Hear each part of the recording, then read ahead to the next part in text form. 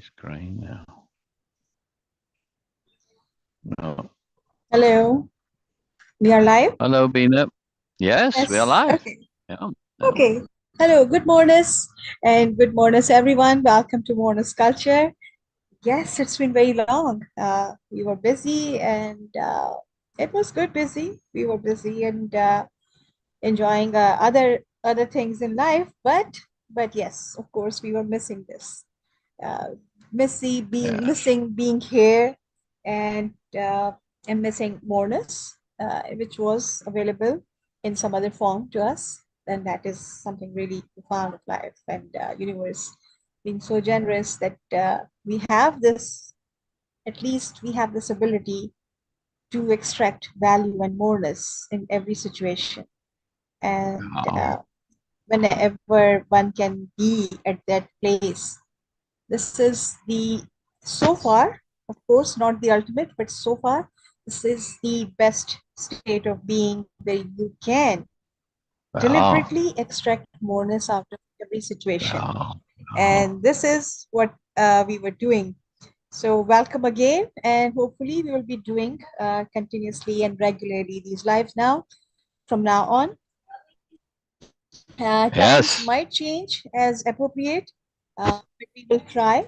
But we will try our best to be consistent and on time also, so then you More or can join less. More us. or less. Yeah. Usually the time is, yes, usually the time is from 10 my time, and Syl will share more details about the time Well, because that's I don't 10 have much Mountain ideas. It's time, which is 10 right Mountain time. now.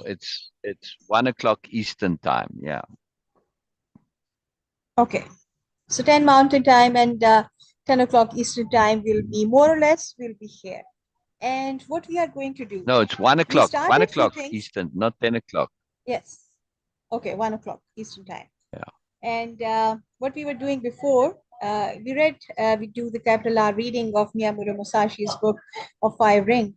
And that was a wonderful Yeah. experience Yeah. because Yeah. it gives a lot of understanding about how the writers, especially writers in history, how they were writing things to understand from the context and to try to understand, of course, and from their point of view, from their perspectives, what resources available at that time, how they were communicating, how the communication style was at that time, and still how much they were trying to share.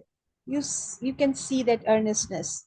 Of course, not Yeah. available to everyone, but I truly respect all the writers in the history, especially because they had very limited resources. Yes, some were into ego also, that, oh, yes, I'm sharing and I'm telling and I'm going to reveal the truth.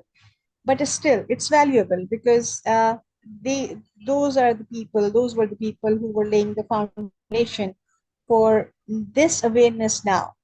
So our present decisions are the bedrock of future circumstances. This is what they have been doing. They were choosing to share. And this is what the power of sharing is. And right now, we are enjoying all the benefits of works of the awareness. They have been laying foundation. Doesn't mean that they were giving us accurately, precisely everything what we are adjusting, editing, improving, and updating a lot of ideas and perspectives. I'm trying to share it to group, but it's not From letting me share older it to group writers for some reason. and philosophers and value of what we have been. Say again, Beena, Oh, you're a little sorry, say it soft. again, sir. Oh, okay. So I was just saying Yeah, that, I'm just okay, saying you're a yes, a little lot of soft. So update.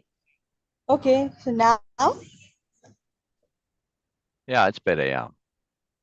can you hear me now? Okay. Yes. So I Yes. was just saying that, yes, a lot of people nowadays, new writers, new philosophers, thinkers, and of course, influencers also, not in social media terms, but influencer in real way, they are updating a lot of perspectives and sharing new perspective, new ideas. But it doesn't negate the value of the what we had uh, already from the older times. Those books, those sharings, really they put the foundation of what we are doing now. And of course, this is what life is all about, growing and learning and updating. And they laid the foundation, and on that foundation, we are building a new thing. And of course, Yes. in future, Yes. new people will come and they will update also. So this is the process, Yes. and this is the beauty of learning and growing. So always in Yes. Yes. updating Yes. mood, Yes. always, and this is really beneficial. So why I was just sharing all these things, because there is a context at why I was sharing all these things, because what we are going to do now, it's a different project. Of course, it is capital R Oh, reading, but it is more than capital R reading for me. From now on, we are going to share something very interesting for me, because people who I met online, and mostly I don't like to call them teachers, and they also don't like, but my friends who were comparatively, of course, more than me, they were aware, and they were on their path or journey really far ahead of me. They all were in some or the other way quoting that person whose writing we are going to uh, start reading from today. And that was, I was aware of this name. So this name was coming from different directions to me. I take these type of things as as signs from universe, because if you feel connected to someone like Ray Bradbury, like if I'm pronouncing her name right, Ursula King, I really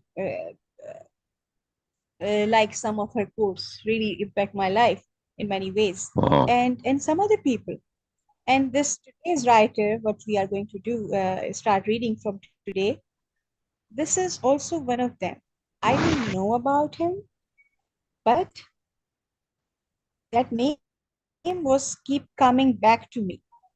I don't consider them, I don't uh, perceive them, any writer, as just a writer or just a writing. For me, these are people. They are living people for me.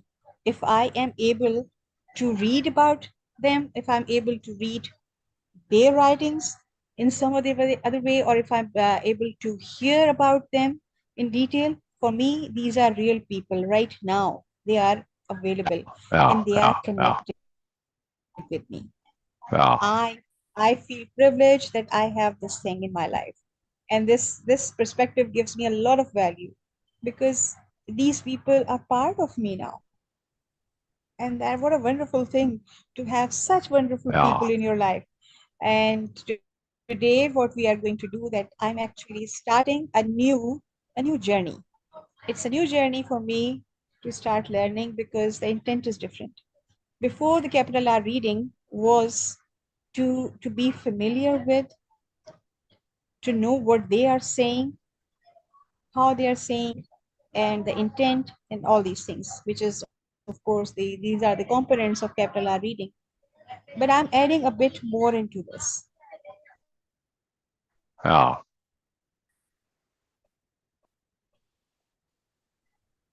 Of course, I'm going to do them. I have an intent to receive it completely and fully, to maximize my receiving, my receptivity, so I can actually understand, and not only understand, but I can make it my own. Yeah. So this is my intent for this reading. So thank you so much, sir, for giving me this long time for sharing all my thoughts about this. These were my thoughts of the day. And please share what we are going to do from now. Yeah.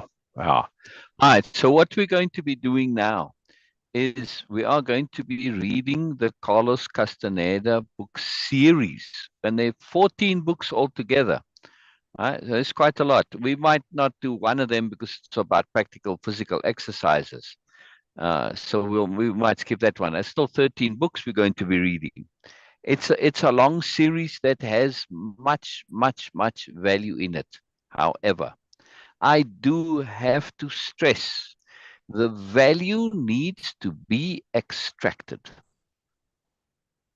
Right? Yes. There's a lot in this, and he touches on all sorts of different things, right? And the language he also uses, you have to be very, very discerning, right? If you're not discerning, you're going to easily get the wrong image and the wrong impression from this book, right? Now, these books, the series, this is a very influential series, but it's not influential where in the mainstream many people know that it's influential, right? It has a deep Hmm. effect. Yeah. It is influential in some categories, in some areas, but it's been influential where it's misunderstood. The profoundness here is immense, but it's also very, very easily misperceived. And if you don't apply discernment, you're going to get the wrong idea. And to me, there's a magic to this book series in this fact that it creates this impression, not intentionally, but if you're not paying attention, you get the wrong idea. And it's like it almost tests you to see if you are going to be discerning and if you are going to extract the real value. You know, when these books, when I started reading them, I started reading these in the early 80s, right? It was the culmination of my great big reading project in which I read all the classics in chronological order. And I'd ask different people to give me suggestions. And this one fellow gave me these and he said, you must read them in order. He really emphasized it. And he emphasized it like a lot of times. It's very important. You must read them in order. And that was anomalous to me. And it stuck with me. So as I went through the great reading project, you know, I started way back with the earliest writings found, like with the Rig Vedas, that was at the time in the classics. Anyway, and then going through all the centuries, you know, reading in old Sanskrit writings, Chinese, and of course the Greeks and the Romans, and going through the entire world, right?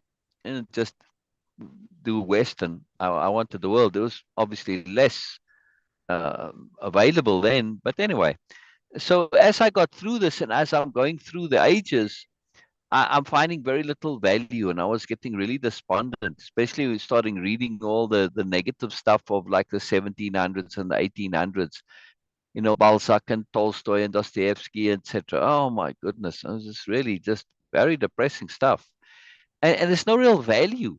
Yes, you get a bit of an insight into human negativity, you know, like. For what? You know, it doesn't really benefit me. It tells me what not to be. It doesn't tell me what to be. There's very little value. So I started to develop a really powerful intent of what I wanted. I said, I want something that has good language because I liked a lot of the Buddhist stuff. There's tons of value. You know, the Buddhist canon, as it's called, right? All the texts that support Buddhism, all the different sects of Buddhism. It's huge. It's massive. I don't think many people have an idea of how huge it is. Right? It's really, really big. Tons of writing on it, and when you dig through it, and you know when people have done and pull all tons of value, but the language is from back in the day, way back when. It doesn't resonate. It doesn't connect. And that was really unfortunate because there was so much value in the Buddhist stuff, but it was hard to use it because the language wasn't there. Now, this is before I kind of developed my own language, but well, at least I had started to, but I hadn't even realized then yet. I was too modest. I didn't realize that I'd not only developed my own language, but my own philosophy. But nonetheless, this helped me to get there. So I had this intent for value, usable, practical, applicable value, right? And also uh, something that had the depth to it, cohesion, and completeness, and also somewhat exotic. I don't know why I put that in there, but anyway, that was put in there. Just a bit more exciting. And so I really set this intent. And as I kept reading, you know, I just because I'm thorough, I'm going to complete my list, even though I wasn't very optimistic because there was nothing very exciting on the list at all. Anyway, I completed my list, and right at the very end of the list is Carlos Castaneda. And reading this was fantastic because it was everything I had intended. tons of value, good language, very exotic, kind of wild and exciting. It was really interesting stuff. It was fascinating, but also very valuable. And you had to pull it out, you had to extract it. Now, I had started my project to take notes, and I would write it in a big hardcover notebook, fabulous notebooks. And I had done very little throughout the centuries. But when I got to Carlos, boy, my red pen was underlining tons and tons of stuff, right? That's very important. Now, so there's a lot of depth here. Of course, you need to use the depth and you need to make it your own. In Don Juan's words, a warrior has to take what he's shown and make it his own, right? Very, very key. There's no, this is Don Juan's. No, it's not Don Juan's. Don Juan is a communicator of information that comes from a lineage that he's part of.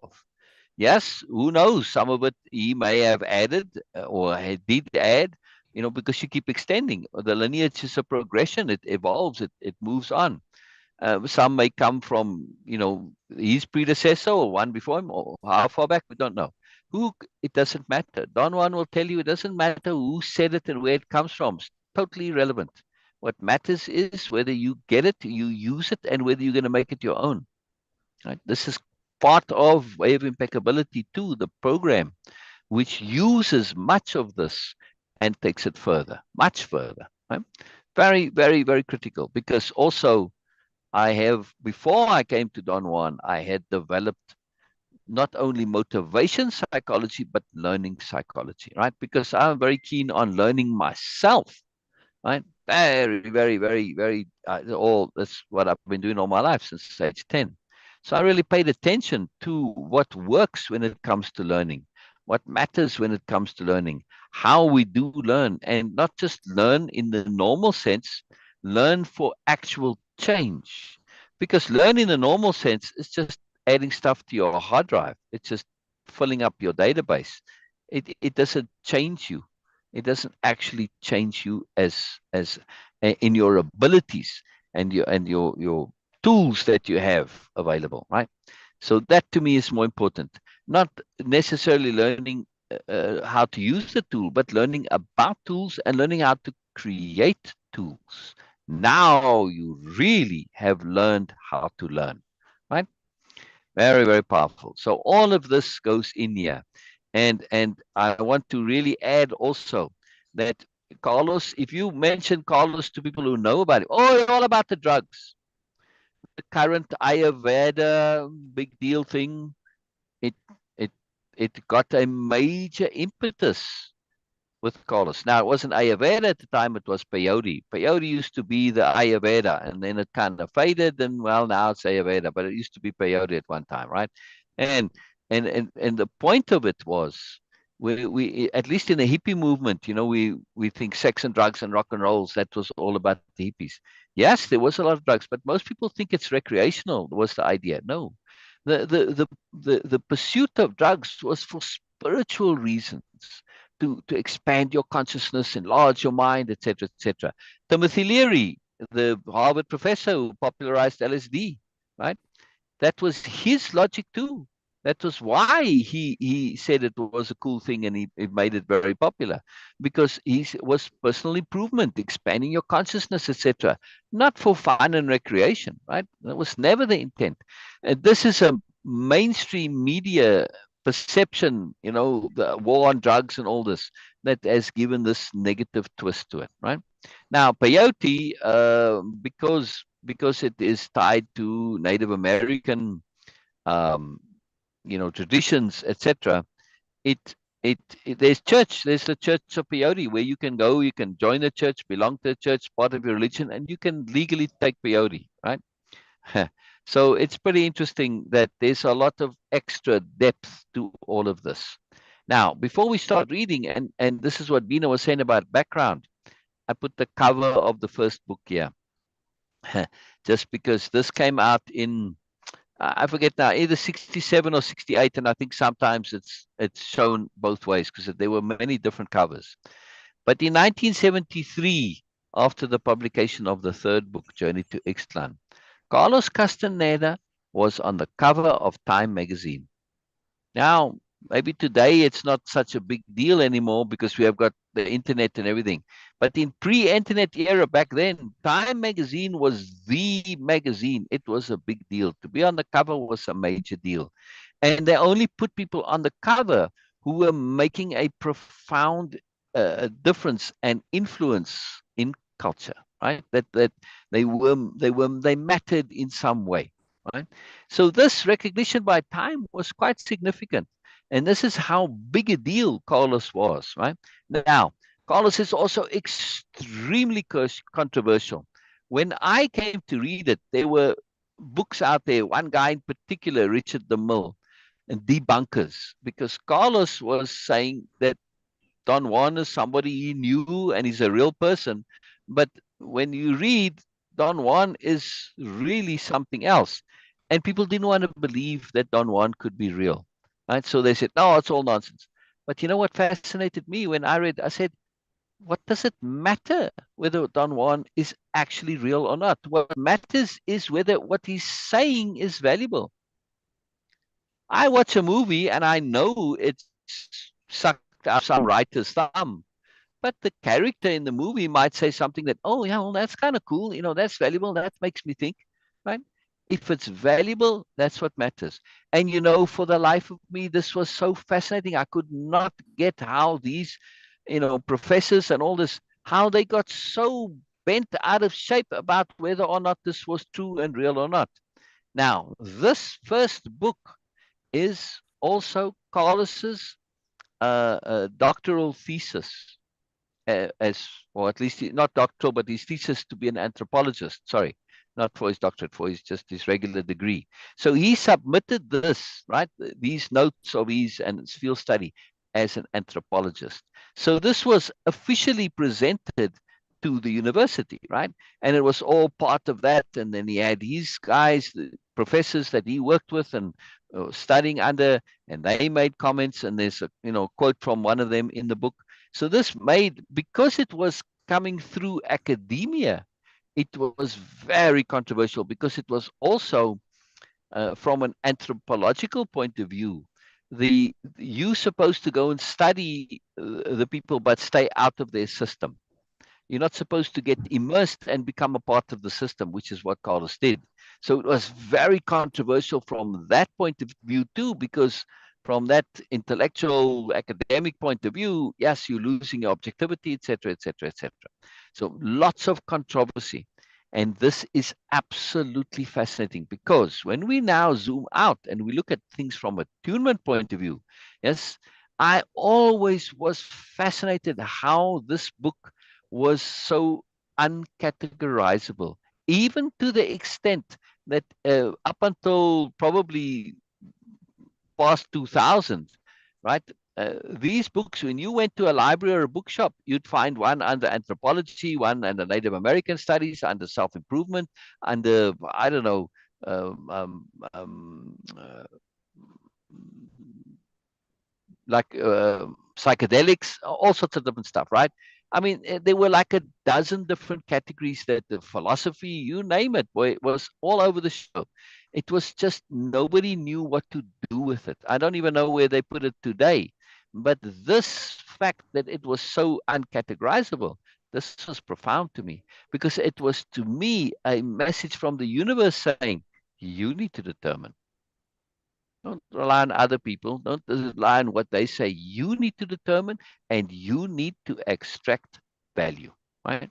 This is absolutely crucial. Now, in this reading, there's more to this that we're going to be doing. We aren't only going to be doing the reading, but we're also going to be doing extracting. Yes? And for that, I'll do what I did back then. When computers were still new, early 80s, right? Personal computers were new, and you got them and it was a blank screen, just black with a flashing little cursor, and you had to basically program your own computer. Then as it went along, there was software. So by the time I was doing this, I was able to, the first spreadsheets had just come out. Lotus 123 changed the world, really. It was an incredible program, really, really made a big difference. Huh? You can probably go and look it up somewhere on the influence of spreadsheets. Today, we think, spreadsheets, you take it for granted. And it's like a byword for analyzing and stuff. But back then, it was a new thing. Anyway, so I pulled out these quotes and I put them into the spreadsheet because I wanted to tag them with categories. Now, back then, tagging, nobody ever heard of tagging, right? I mean, to me, maybe people that did it, but I never heard of it. It was a new thing to me. And now, of course, we don't think twice about it. Everything is tagged. But I put pulled these quotes and then put it into a word processing file. I put it into a spreadsheet so that I could tag it in a separate column, and then I could sort by column, and then I would be able to rearrange the content according to the different categories of information. And they are very profound categories here, right? As you will see as we go through. Now, we're going to later on, when we're done with this, however long this is going to take, we're going to do this same capital R reading with the Biala series and pulling the quotes and tagging them and categorizing them. You'll see how it works in this. Now, I again want to emphasize, you've got to read with perception and discernment and read for value and not get pulled in by the popularity. Keep in mind, this book came out in 67, 68 at the height of the hippie era. Yes. And these books over time change, and the emphasis changes of what's important. Later on, Don Juan says, yes, the power plants, as he calls it, the drugs, in other words, they were important because you were an idiot and you were just so stuck. And we were trying to shake you loose from your stuckness, right? From his bubble of perception, in other words. I'm going to use a lot of my language, like bubble of perception, not Don Juan's language, yeah? And I really feel as we go through, you'll get to know Don Juan. Don Juan is going to very much approve of this because Don Juan uses language very well, right? But he's also very open to improvement and shifting and moving. And he says, a lot of his language, he's an Indian, comes from his Indian understanding too. But he's a bit overly modest too. He's also the most sophisticated character in any book I've ever encountered. Let me repeat that. Don Juan is the most sophisticated character in any book I've ever encountered. By far. By far. Yes? I mean, no one even close. Yes, his compatriots, his companions, we don't hear too much of them, with one exception, Don Gennaro, also extremely sophisticated, right? This is something really, really, really exceptional as the character. And if you get past this idea or don't even pay attention to it, as a character, we don't care whether Don Juan is real or not. It's irrelevant to us. Whether he's real or true makes no difference. It's not an issue. What he says is the most sophisticated content that you can find outside of Biala. Biala may be a touch more sophisticated. Possible. Anyway, but in that same field, it's not about more or less. I'm simply making the point that we want to pay attention to the sophistication involved, the depth, the value, the usefulness. Now, in book 1, of all the books, this has the least amount of quotes that you can pull from it. But they were enough to hook me, to get me to read more. Right? And you'll see why. They were so potent in just that little bit. The few of them that they were just, they revealed a moreness. They say, wow, here's more. And it gets me to read. I had no idea what was going to come in book 2 and book 3. And in books 2 and 3, Carlos goes back over his notes and he realizes he missed the boat. That book 1 was an emphasis that was inappropriate. And he starts to realize the depth of what's coming his way from Don Juan. Any questions, Beena? Any questions? Okay, not a question, but Or comments? this is something. Yes, yes, and also there is something, a request to explain it more, because this is something I have been thinking about, because many people were like they were raising eyebrows that, oh, this is not yours, this is coming from someone else, because they have read the quote, or they heard about it, they read the book or something like that. And because my initial, basic, or the primary understanding of things coming from way of impeccability. So for me, it's like, so what? So I was not, Yeah.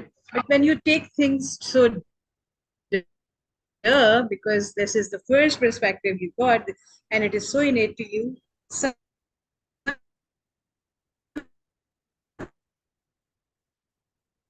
I lost you there. Say again the you last don't sentence, have an please. explanation for that. Is for me, it is like, duh, yes, so what if it is coming from someone else?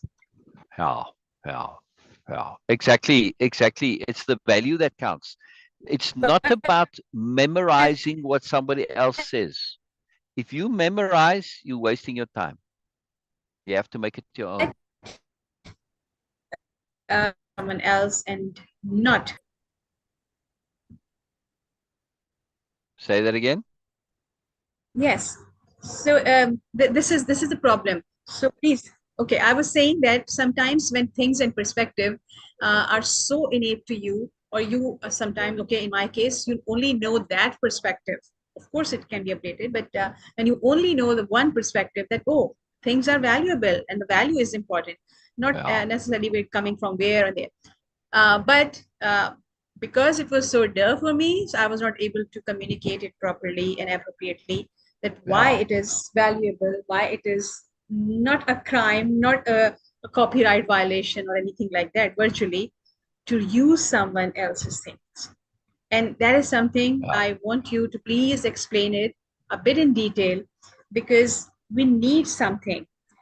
Because I have seen many people, when they read or hear about way of impeccability and concept of moreness and perspectives, and they want to use it, but they kind of feel guilty of, and then yeah. I they know.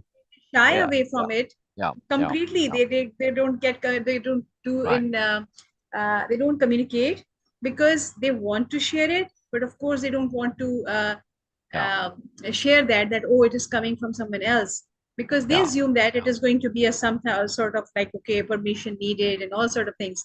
And there is a guilt.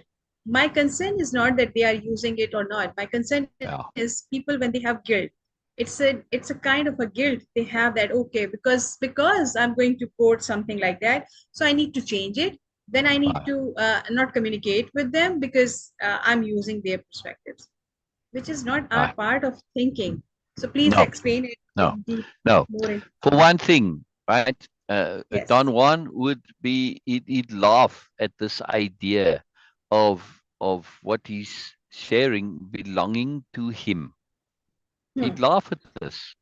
Yeah, yeah, yeah, yeah, yeah. He just laugh at it. He say, this is it's knowledge. You can't own a knowledge. It's just ludicrous, right? Uh, Beside which, you say you can copy and quote all my things in your head all you like, or right, and that's not going to change you. It's same thing. Yes. You download stuff onto your hard drive. Does it change your operating system? No. When you download an update to your operating system or any program, what happens? You download the update file, and then what do you have to do? You have to install it. Hmm. Same thing here. You can download all this information all you like. Unless you install it, not going to make any difference. What is installing? Installing is making it your own. It's a very big part of Way of Impeccability, right? The program that I put together, which is our life change and a self-change program, which uses very sophisticated, extremely sophisticated learning tools for real and lasting change. Okay. This is one of them, making it your own, which is the repeat backs and the takeaways. See? And that's part of it. And then changing your self-conception. There's a whole lot in Way of Impeccability. It all deals with this. But the core is to make it your own. Therefore, the quote doesn't matter because you need to put it in your own words. If your own words happen to go inside, so be it, but your own words. Now you're making this your own. You're feeling it. Once it's your own, doesn't matter where it originated. It's your own. Even if you're using the same words, if you make it your own, it's yours, not anybody else's. Because knowledge cannot be owned by anybody. Copyright is a different thing to say, okay, you said it first, and you can pull legally, you can pull things from it up to a certain amount and all No, this. no, it was virtual That's, copyright I was talking about. yeah, Like but I'm it's saying more, that people assume. right. But this is only if you're going to be republishing it or whatever, right? Not Hmm. utilizing it for your own self. So yeah, it's a non-issue. The point is you got to extract the value, make it your own. That's the key, right? If you don't, Hmm. you're wasting your time. And that's what we're going to be doing here. We're going to really pull the value out of it. Now, I've already done this, yes. Hmm. But and I won't taking it much further. Hmm. I mean, by the time I created Way of Impeccability, it was a long time since I looked at Carlos or Don Juan, right? And because Hmm. I've been living my own life based on my own philosophy created, which when I was reading Don Juan, I didn't even realize it at the time. The resonance came because I'd already created my own, and much was overlapping and resonating, right? And I was because I was so modest, I never even thought that I had done this. But over time, then I started to really realize, wow, you know what? I really put together a comprehension here and a depth that goes that has much to it and goes further than Don Juan, and it comes at things from a different angle, right? Because Don Juan has a lineage, but the lineage also has baggage to it, which he's going to tell you, right? And we're going to get this baggage that Don Juan has in his lineage is very important. And the lineage essentially ends, as far as we know, kind of with Carlos, right? We don't know if it's carrying on, but it seems to be because something happens with Carlos. Carlos takes this and he puts it out into the world, which changes. Before this was private knowledge communicated from teacher to student and down the lineage, right? And so this, or there were multiple students, groups really, but still, it's passed on down the line, right? It wasn't available to everybody, but Carlos publishing it with Don Juan's permission, it changes the whole logic. Now, there are many things that aren't available to us, but there's enough that is available. And it's changing the nature of learning, growth, personal change, and the pursuit of freedom. And what I call independence of being, the pursuit of independence of being. This is a start, it's a change, it's a paradigm shift. There's so much we're going to be touching on, so much. So let's get going, Beena. Let's at least read the introduction, right? Okay. That puts this in, Carlos's introduction. You'll see what I mean. I just want to check and see real quick in case we have any comments from anybody. Norma is here. I'll return later. Jessica says, I started not to feel guilt for not sharing the same perspective as someone else. I started sticking with my own knowledge, and now I see something based on facts. Absolutely. This is the key. This whole point of feeling guilt about not having opinions that are others. Where does this come from? This comes from the feudal system of control. We got peasants, which are voluntary slaves, really. And the idea is control. You don't want to, so you push this idea, oh, you've got to conform, you've got to have the same opinions. If you don't, then you're bad and wrong and it's sinful and all this stuff. Right? So yes, Jessica, very key. Nice that you're here, Jessica. Wonderful. Jessica also Yes. says, I have learned that sometimes my own perspective is based on how I am feeling at the time. Absolutely.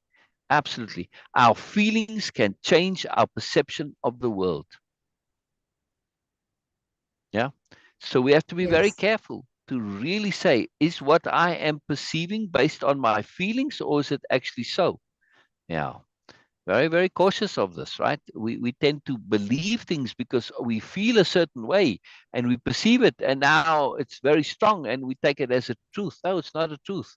It's a distortion based on your feelings at the time, right? So we have to learn to be objective. It's a powerful skill. And that's part of Way of Impeccability. Yes, part of that. Hmm. All right, so let's go and start to read. And let me get the chapter up here, and then we'll read. Very exciting, very exciting. All Carlos books. Yeah, so by the way, in this, somebody, it seemed to me, they typed this out. They didn't do a scan because there's some typos and stuff in here. Not many, You're but not sharing your screen, sir, so please do yeah, share. yeah, I'm getting there. It's just a bit slow to share. All right, here we go. And they updated Zoom before I could just go and share, enter, and I was there, but now it's like you have to click. You can't just hit enter. All right, there we go. We're all set. We're all ready, right? And I can see the comments on the side there. Very good. Wonderful, Jessica. Now, this is a long thing that we're going to be undertaking, yes? And, I'll remind as we go through, I'll remind about the important points that we have to be discerning. You have to look past things, right? And for instance, we're going to see in this first book, keep in mind, right? This was his thesis that he's putting in for his degree as an anthropologist. It's in that intellectual context of anthropology that this is coming. But things change, right? Carlos gets thrown a lot of curveballs. All right, so yeah, first of all, let's start with the title. Carlos Castaneda, the author here. The Teachings of Don Juan, a yucky way of knowledge, right? This was very popular. This was very popular. This was a big deal. This was, the teachings of Don Juan. First of all, there are very few teachings in here. Secondly, it's not got anything to do with yucky. Don Juan is a yucky, but it's not a yucky way of knowledge. No. It's a Toltec way of knowledge, but that's not accurate. It's a Don Juan lineage. At least, I don't know, he doesn't have a name for the lineage. It's his lineage which originated in the Toltecs. It's their way of knowledge, right? It's a very specific thing. So Carlos gets this wrong. He just assumes that because Don Juan is a yaqui, what he's showing him is yaqui knowledge. Some of it may be, yes, but the whole totality, absolutely not, right? Not even close. But this is just that arrogance, that intellectual arrogance of assumption, right? It's right there in the title. It's quite profound. It's quite profound, right? Now, the teachings part, yes, but again, you're going to see the teachings, the actual teachings in the first book, very little. But still, it was a very powerful title. Because there was nothing out there like it, right? And when I came across it, I was like, oh, righty then. Yeah, cool. This is what I'm looking for. This is what I want. And, yucky way of knowledge. Oh, it was very exotic and exciting, Native American stuff. It was a big deal. Today, it's like, it's sort of lost that allure and appeal that it had back then. It was seen as something very exciting and very mystical and moreness. And right. It didn't quite live up to that hype, of course, but still. Right, so right in the title, we see some very profoundness that needs to be taken into cognizance, right? So this Yaqui way of knowledge, no, right? I mean, I'm kind of giving a bit of a spoiler here because it's important. Because otherwise you get stuck in these bubbles and you get pulled into these bubbles and it can defeat the object. And we have to basically get through book 1. Let me repeat that. We have to get through book 1. The magic starts in book 2 and book 3. Really, really profound stuff, right? The value, the usable stuff. And then after that, there is more, but it gets into all sorts of paths, explorations of alternatives, and very magical, very cool. But nonetheless, right? We have to get through book 1. You'll see why. All right. So keep in mind, this is all Carlos in his intellectual bubble. Would you like to read, please, Beena? I'll try. I do have a problem, but I. Is it big enough? Can you read? No. It's not about big or small. It is just anyway. I'm going to. Okay. Introduction. In the summer of 1960, while I was an anthropology student at the University of California, Los Angeles, I made several trips to the Southwest to collect information on the medicinal plants used by the Indians of the area. The events I describe here began during one of my trips. All right, so let's just pause there, right? Look at the Yes. language. Back then, it was still Indians, right? I mean, I know a lot of Native Americans, they call themselves Indians still, right? So don't get too hung up on this that it's a negative, right? And Don Juan calls himself an Indian, right? And that was just the term at the time, right? I mean, it changed because people got all bent out of shape. Oh, it's Native American now or whatever, or, you know, First Peoples, like in Canada, right? Or stuff like that. But Hmm. still, that was, and medicinal plants, right?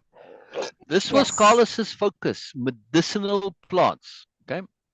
Hmm. His anthropological focus, medicinal plants used by the Indians or Native Americans. All right, please keep going, Beena. The events I describe here began during one of my trips. I was waiting in border town of Greyhound bus for a Greyhound bus, talking with a friend who had been my guide and helper. In the survey, Yeah, sorry, suddenly, Beena, just whoever wrote this or typed this, for some reason the you know it jumps like this, right? So you just have to sort of pay attention, right? It's okay, making a break for whatever reason. I don't know why. It shouldn't be that okay, way. It's not okay, originally like that. It's just the way the person formatted this. okay, It okay. messed it up, right? By Who the had way, been my guide and I've been to this particular Greyhound station. oh wow. Yeah, it's in Nogales. Yeah, I've been there. Yeah, Okay, very I cool was little waiting in place. a border town for a Greyhound bus, talking with a friend who had been my guide and helper in the survey. Suddenly, he leaned towards me and whispered that the man, a white haired old Indian, who was sitting in front of the window, was very learned about plants, especially peyote.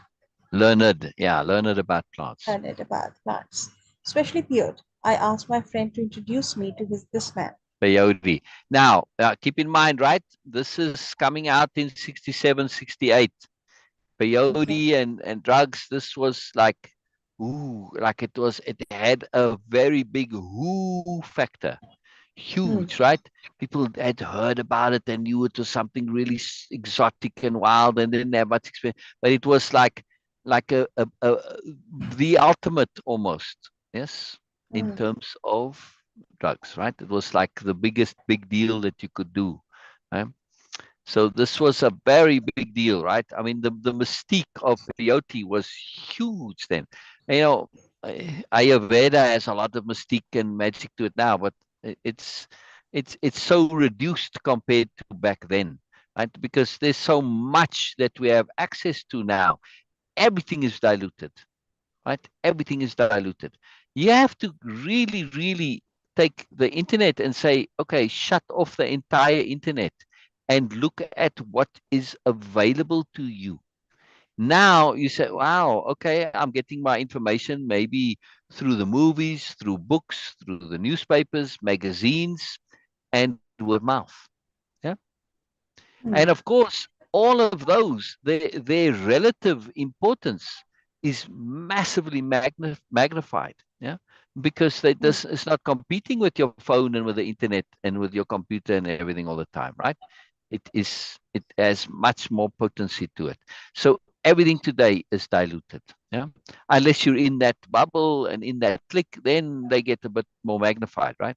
But back then, things that got prominence, like, of course, in the news, you'd be hearing about the hippies and the trouble and the Vietnam War and all of this stuff, right? And this was a big deal. And of course, drugs, especially to the whole world, this was something that was just not part of anybody's reality. It Hmm. wasn't, I mean, yes, of course, drugs have been around forever, but in your average day to day person, they drank alcohol and that was it.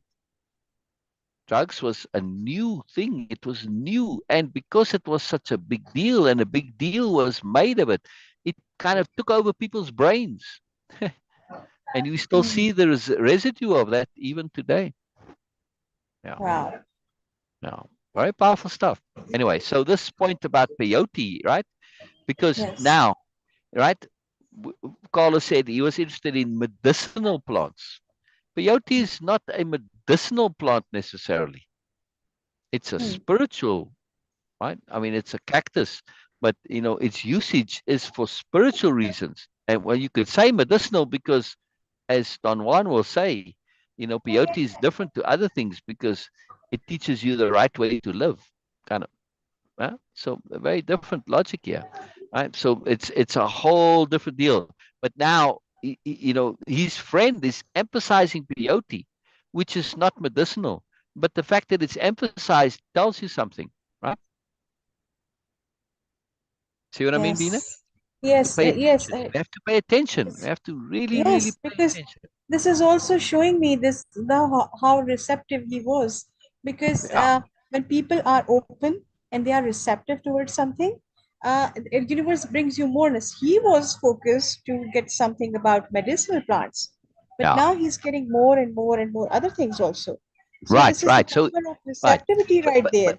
right. But you see also, if we pay attention from an attunement point of view, we are going to see attunement represented here profoundly. Yes. This is an Yes, emphasis that is anomalous by his friend. Yeah. And yes, it's setting the tone for what's to come. Carlos is yes, unaware of this, completely unaware, right? He just yes, writing. He's at this stage. Carlos is still completely in a bubble. He's still that intellectual university guy, right? He doesn't know nothing yet, right? And you'll see even at the end of the book, right? You'll see how he's still in that bubble. But this is the universe pointing it out to him, right? And that especially peyote from his friend who's kind of cool in Carlos's sort of mind, but also a little bit out there, and you know, but it grabs his interest. It grabs his interest. It's fascinating how Carlos gets ensnared by the universe. Pay attention to this. It's fascinating. All right, keep going, please, Beena. okay. Uh, my friend greeted him, then went over and shook his hand. After they had talked for a while, my friend signaled me to join them, but immediately left me alone with the old man, not even bothering to introduce us. Look at He this was too. not in the. Look at the Yes, anomaly here, right? yes, Right. I mean, it's like, wow. Wow, he just dumps Carlos on Don Juan, right?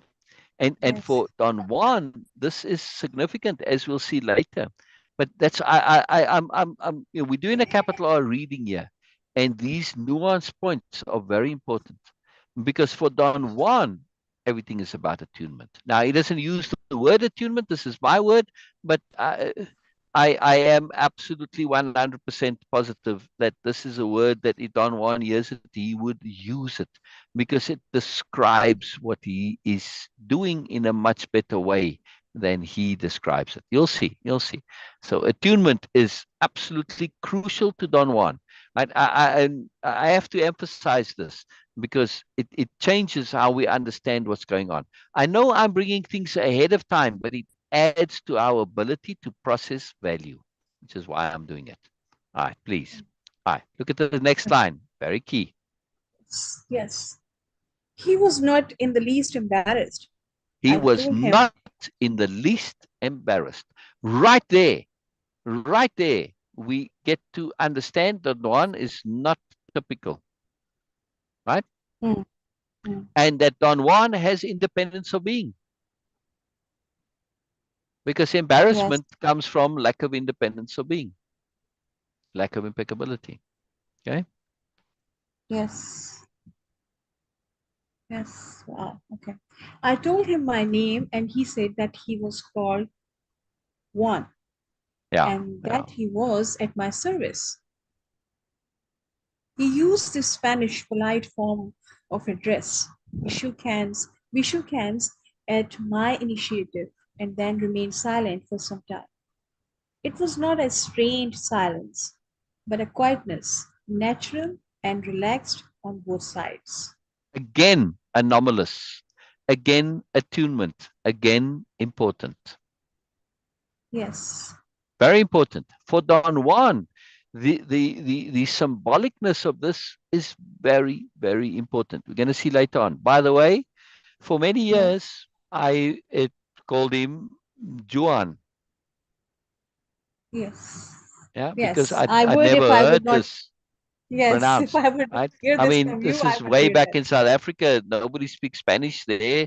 In America, this is common. You know how it's pronounced. But back then, And I was in my own bubble and nobody to discuss it with, and so it was Don Juan.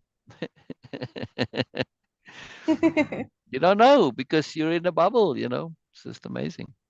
All right, but this relaxedness, right? But the quiet, it was not a strained silence, but a quietness, natural and relaxed on both sides. And again, not embarrassed, relaxed and at ease. Tells you a lot about Don Yes, Juan. All right, please keep yes. going. Though his dark face and neck were wrinkled, showing his age, it struck me that his body was agile and muscular. I then told him that I was interested in obtaining information about medicinal plants, although in truth I was almost totally ignorant about peyote. I found myself pretending that I knew a great deal and even suggesting that it might be to his advantage to talk with me. Now look Wow. at that sentence, right? Now look at that sentence and what it tells us about Carlos. Yes. His insecurity, his idea, his belief that people will only get into something with you, right? Involve with you and share with you if there's something in it for him. In other words, Carlos has a contractual mindset. So he's saying, well, you know, there's some advantage if you get involved with me. It's just bullshit, in other words, BS, right? But this is very important to understand this about Carlos, where he comes from, and the culture and the world, that he believes that this is appropriate, right? And that insecurity of his makes him feel that he needs to pretend he's more than he actually is, right? So very revealing here, right? But this is again, we're going to see how attunement is everything in this whole entire reading. Everything, every single page, every single interaction is all about attunement. Everything, right? I have to emphasize this. It's huge, right? So look at this. You're going to see right now how this idiocy of Carlos is so profoundly significant, and how the universe is leveraging things to hook Carlos. Hmm. Hmm. Very powerful. All right. But this is also very interesting because as Carlos right now, I have no idea that okay how things will turn up in future with both of them, like their relation, their interaction. But right now, I think that this uh, subtle, not subtle, but a bit of stupidity, naivety of not Yeah, stupidity yeah, was yeah. so remarkable and beneficial for him Oh because yeah, otherwise he would not be in touch with. So sometimes yeah, you yeah, need to, when you see that moreness, I don't know about him, but I yeah, am saying about personally for myself. When you see that people have moreness and value and you want that, don't think about that who you are right now because it is irrelevant what you want to be. yeah, So focus on that instead of, because otherwise you will never be able to, because I would never be able to communicate any of my friends because they were so far ahead. yeah, Like I yeah, was not from their league in any way. So I would not be, but this is something what I want in life. So you have to get out of your comfort zone and put yourself in a situation, maybe a bit exaggeration in your self trust and confidence that okay, I can. So yeah, sometimes, as via things coming via attunement, believe is something mostly people use positively in this regard. Otherwise, we would not be like, okay, you would shy away and say, no, I don't want to do this is something, no. But exactly. It's significant. It's significant. You're gonna see now in a moment. You're gonna see now in a yes, moment. okay. This is okay, this is the word. Yes. As I rattled on, he nodded slowly and looked at me, but said nothing. I avoided his eyes, and we finished by standing, the two of us, in dead silence. Finally, after what seemed a very long time, Don Juan got up and looked out of the window. Bus had come. He said goodbye and left the station. Oh, Yeah. I was annoyed at having talked nonsense to him and at being seen through by those remarkable eyes. Right there. Wow, And had been wow, seen through by those remarkable eyes. Now, if we study the superiority paradigm and the psychology of the superiority paradigm, we understand that BMNs, narcissists, this is the one thing they cannot stand. They cannot stand having been seen through, and they will make every effort to right this imbalance, this collapse, right? This revealing of their nonsense, this exposure. They will make every effort to try and correct it. Yeah, we're going to see this from Carlos. wow. Yeah, Okay, I was annoyed at having talked nonsense to him and at being seen through by those remarkable eyes. When my friend returned, he tried to console me for my failure to learn anything from Don Juan. He explained that the old man was often silent or non-committal, but the disturbing effect of this first encounter was not so easily dispelled. I made a point of finding out where Don Juan lived and later visited him several times. On each visit, I tried to lead him to discuss peyote, but without success. We became, nonetheless, very good friends, and my scientific investigation was forgotten or was at least uh, redirected into channels that were worlds apart from my original intention. yeah, yeah.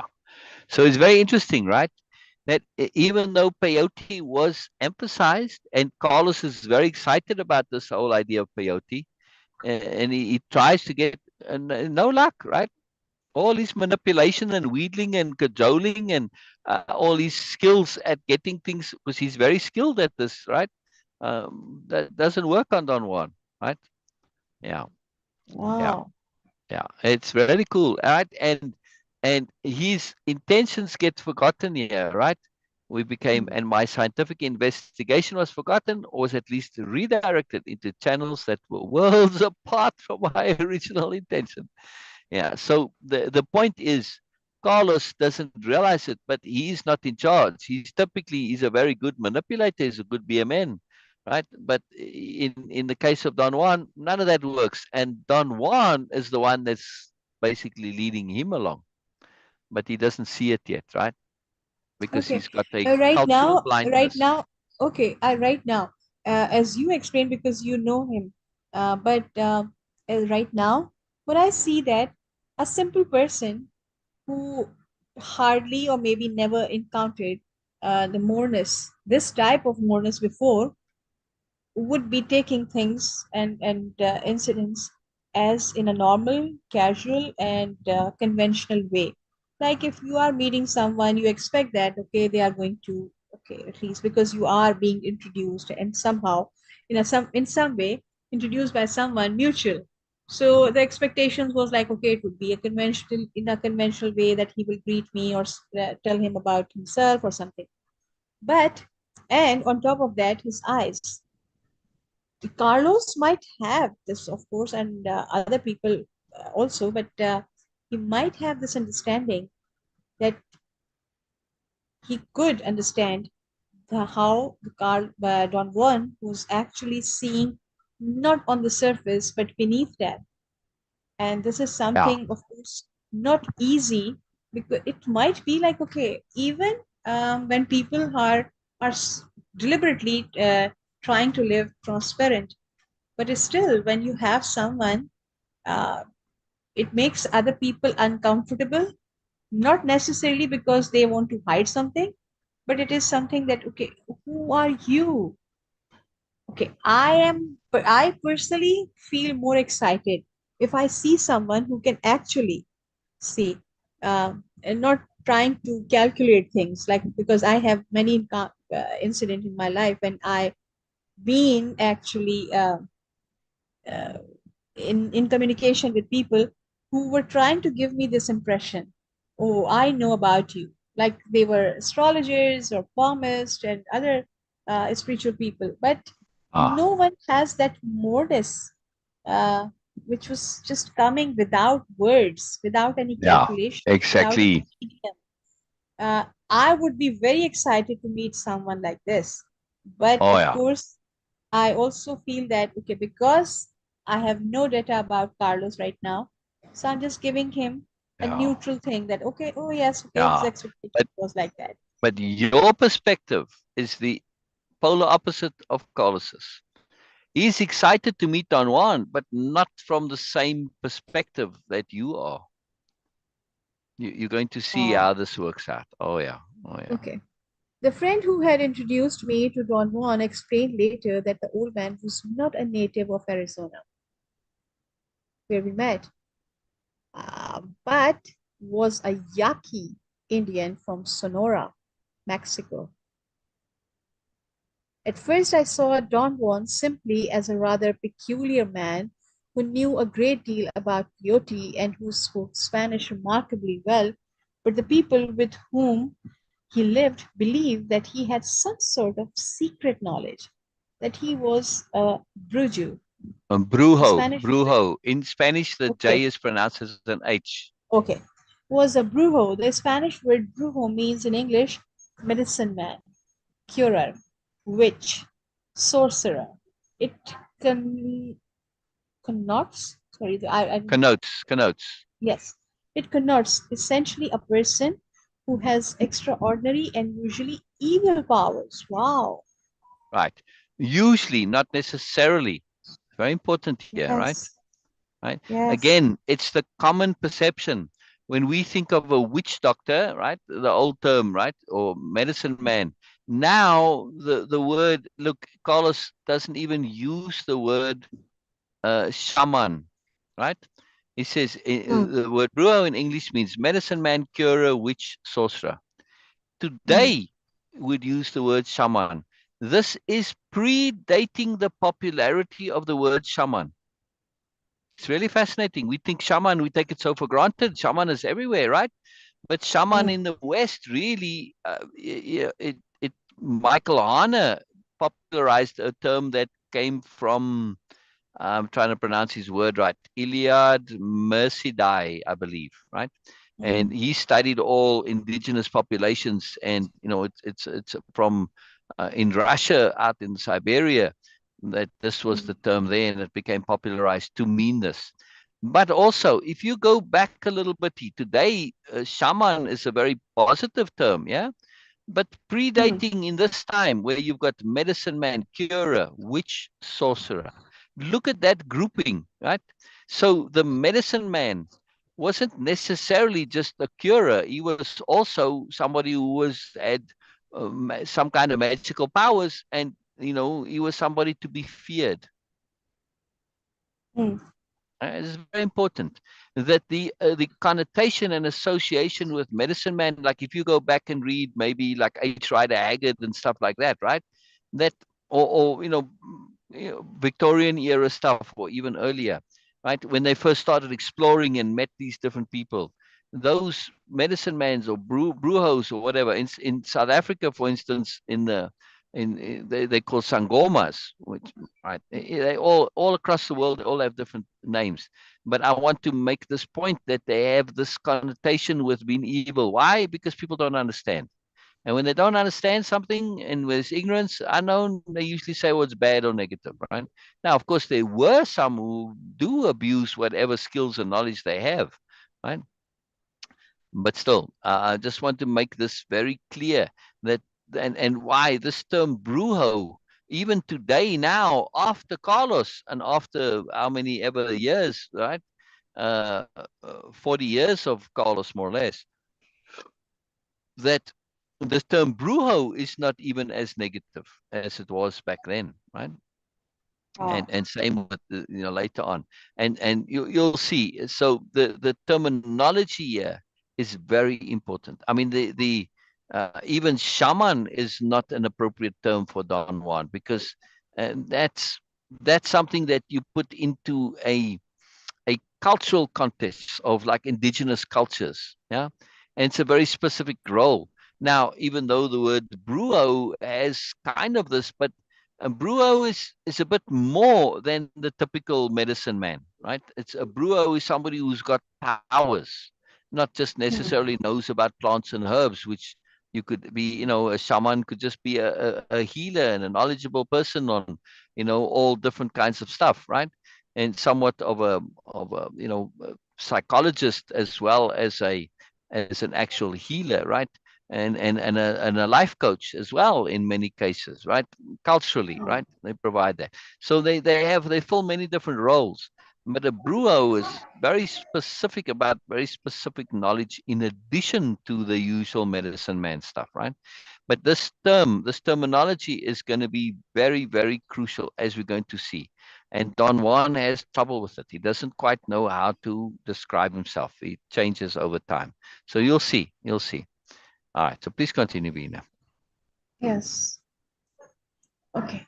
At first, I saw Don Juan simply as a rather peculiar man who knew a great deal about peyote and who spoke Spanish remarkably well. And that's But the important, people, right? That Carlos doesn't yes, really pay attention to the implications of Don Juan's ability to speak Spanish remarkably well. It's not that he's speaking Spanish necessarily, it's that he's speaking any language remarkably well, that he is extremely articulate and is able to elucidate and the sophistication. It's just like an anomaly for sort of like, oh, it's peculiar. It's a peculiarity to Carlos. It's not significant. And it just shows Carlos's complete bubble arrogance. mm, but the Unbelievable. yes, but with Yeah. people, but the people with whom he lived believed that he had some sort of secret knowledge, that he was a brujo. The Spanish word brujo means in English medicine man, curer, witch, sorcerer. It connotes essentially a person who has extraordinary and usually evil powers. Ah, okay. I had known Don Juan for a whole year before he took me into his confidence. One day he explained that he possessed a certain knowledge that he had learned from a teacher, a benefactor, as he called him, who had directed him in a kind of apprenticeship. Apprenticeship. Okay. Don Juan had in turn chosen me to serve as his apprentice, but he warned me that I would have to make a very deep commitment and that the training was long and arduous. All right. So this point about Don Juan having been an apprentice and now choosing Carlos as an apprentice, this was huge. At the time, the mythology, the hype, the romance of being an apprentice to somebody like Don Juan was massive, right? It doesn't have that same allure now, but back then, boy, this was what grabbed and made this book popular. This this apprentice, Carlos being the apprentice, being chosen to be the apprentice, right? This was a massive big deal. It's hard to communicate today. There's still some of it. It's not nearly as powerful as it was back then. It's a very big deal. In describing his teacher, Don Juan used the word Diablero. Diablero. Diablero. Later, Yeah. I learned that Diablero is a term used only by the Sonoran, okay, Sonoran Indians. It refers to an evil person who practices black sorcery and is capable of transforming himself into an animal, a bird, a dog, a coyote, or any other creature. All right. Again, take it with a pinch of salt. This is Carlos's somewhat cultural bias getting involved here, right? I mean, yes, there is some degree of accuracy here, but also not, right? So all of these Okay, terms have a variety of applications and interpretations depending on context, all right? So just okay, take a bit of grain of salt here. okay. On one of my visits to Sonora, I had a peculiar experience that illustrated the Indians' feeling about Diableros. I was driving at night in the company of two Indian friends when I saw an animal that seemed to be a dog crossing the highway. One of my companions said it was not a dog, but a huge coyote. I slowed down and pulled to the side of the road to get a good look at the animal. It stayed within range of the headlights a few seconds longer and then ran into the chaparral. Chaparral. Chaparral. Okay. Chaparral. It was unmistakably a coyote, but it was twice the ordinary size. Talking excitedly, my friends agreed that it was a very unusual animal, and one of them suggested that it might be a Diablero. I decided to use an account of the experience to question the Indians of that area about their beliefs in the existence of Diableros. I talked with many people, telling them the story and asking them questions. The three conversations that follow indicate what they felt. So Do just you hold on think one it second here. One moment. I just want to fix something here real quick. Let me just, has this font? yeah, yeah.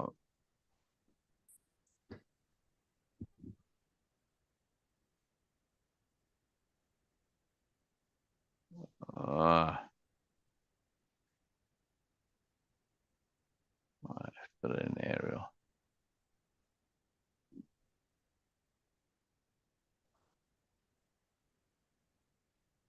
All right, and that took me to the bottom of the file. Yeah, really.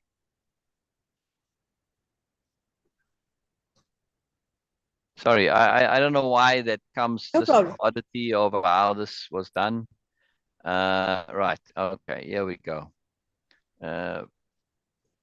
More. Yeah.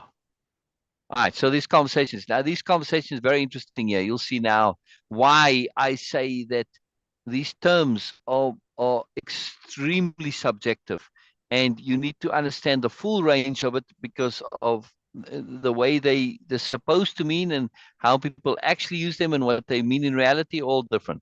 All right, go ahead. Okay. Do you think it was a coyote? Yeah. Joy, Joy? This is joy. Joy. Okay. Okay. Do you think it was a coyote, Joy? I asked a young man after he had heard the story. Who knows? A dog? No doubt. Too large for a coyote. Do you think it may have been a Diablero? That's a lot of bull. There are no such things. Why do you say that, Joy?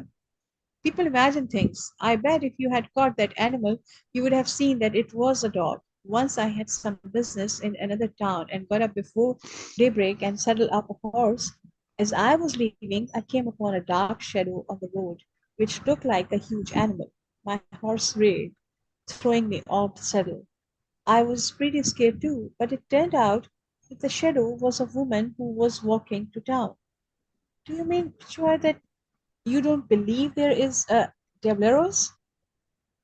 Diableros? What Believe they are Diableros? Diableros. Yeah. Okay. Tell me what a Diablero is. I don't know, Joy. Manuel, who was riding with me that night, said the coyote could have been a Diablero. Maybe you could tell me what a Diablero is. Diablero, they And say, let me scroll. is, yes, is a brujo who changes into any forms he wants to adopt.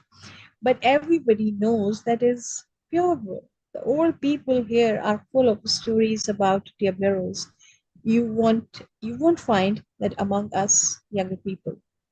What kind of animal do you think it was, Donalus? I asked a middle-aged woman.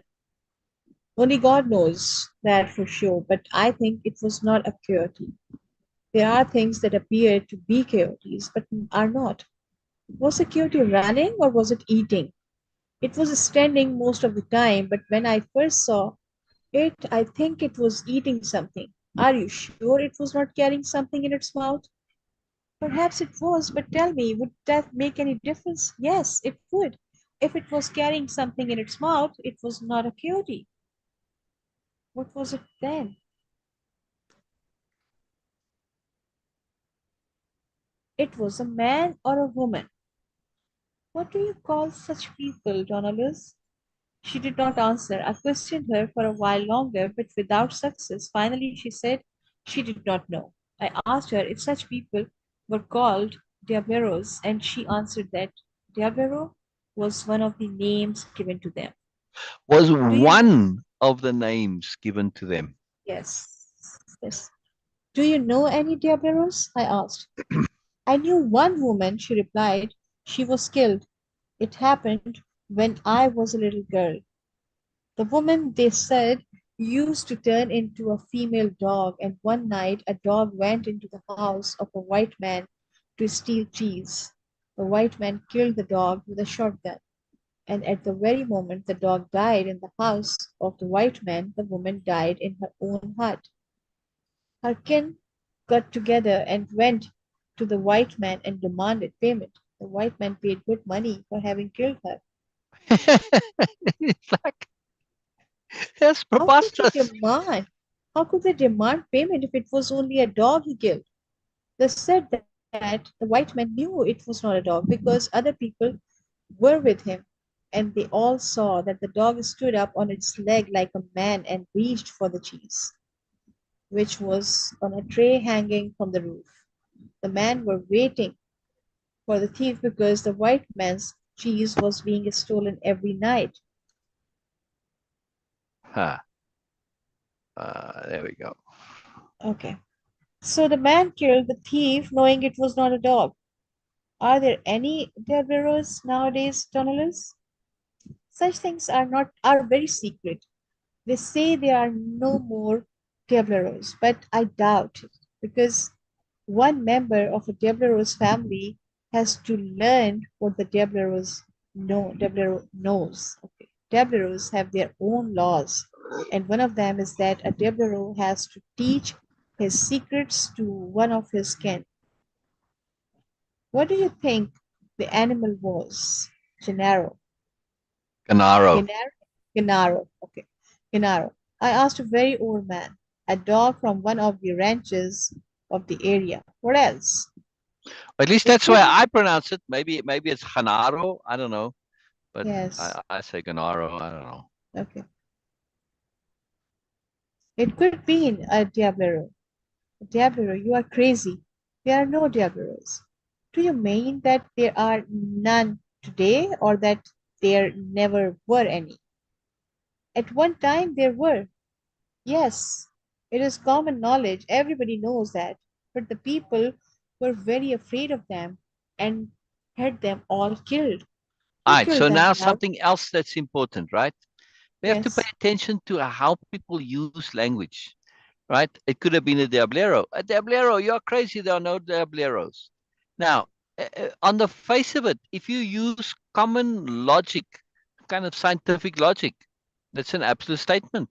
There are no Diableros, right? yes, He's not saying there are no today or none. He's saying as a fact. In other words, this is something that's like saying there are no fairies, right? They didn't not, most people will say they never existed, right? And that, but this is how people talk, even though he's saying it in a way that on its face means that they never existed. It's not what he means. What he says and what he means, not the same. And this is common. We have to pay attention to this, right? And not just in life in general, but in the book itself also, right? So you have to really look at nuance of meaning here. And it's to Carlos's credit that he asks this follow-up question, right? That's good anthropology there. And because otherwise he could have just taken his notes and said, well, and if he got that far in the conversation, he could easily say, well, people don't believe in Diableros, right? But this guy does believe in them, just not today. See, very powerful, very, very important to have this discernment, in other words. okay. Who killed them, Gennaro? All the people of the tribe.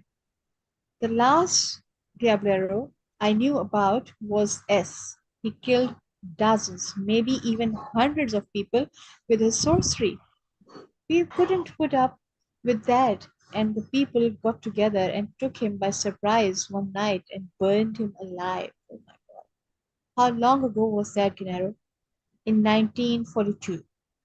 Did you see it yourself? No, but people still talk about it.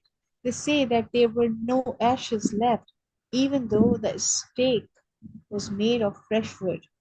All that was left at the end was a huge pool of grease. Very interesting. So this is roughly 25 years afterwards, more or less, you know. Um, yeah, very interesting. Yeah. Although Don Juan categorized his benefactor as a Diablero, he never mentioned the place where he had acquired his knowledge, nor did he identify his teachers. In fact, Don Juan disclosed very little about his personal life.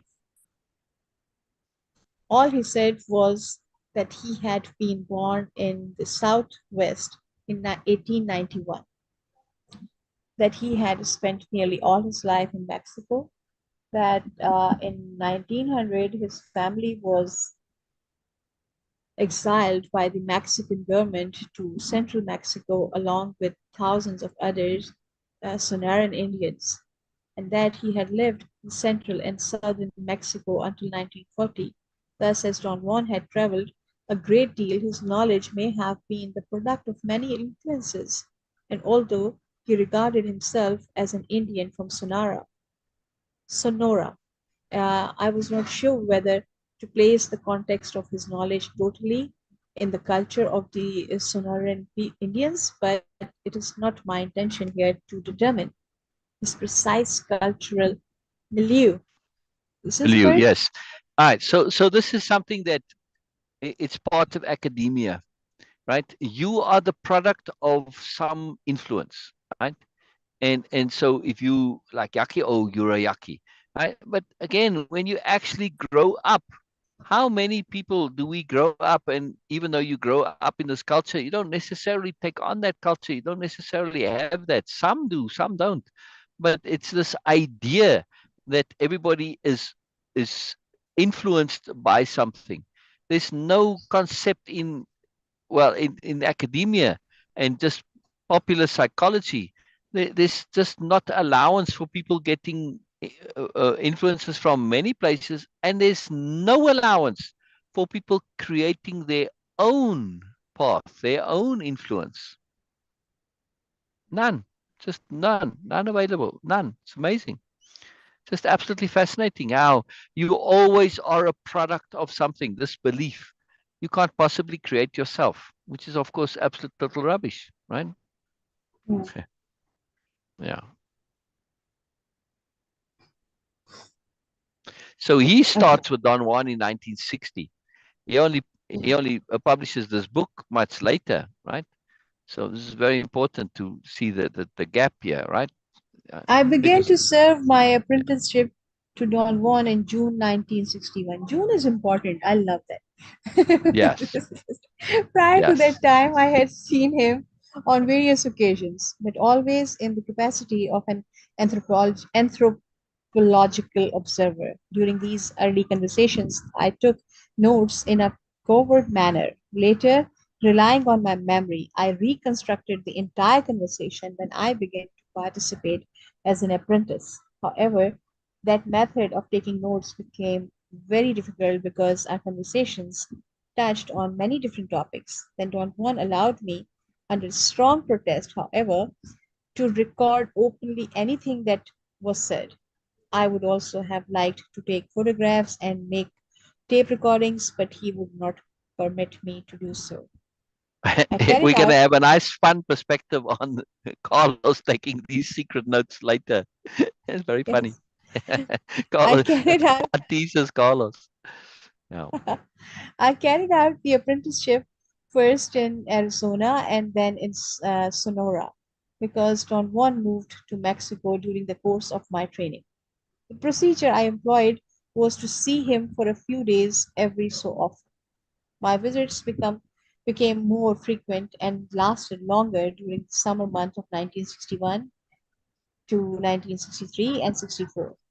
In retrospect, I believe this method of conducting the apprenticeship prevented the training from being successful because it retarded the advent of the full commitment I needed to become a sorcerer. Yet the method was beneficial from my personal standpoint in that it allowed me to modicum of detachment, and that in turn fostered a sense of critical examination which would have been impossible to attain had I participated continuously without interruption.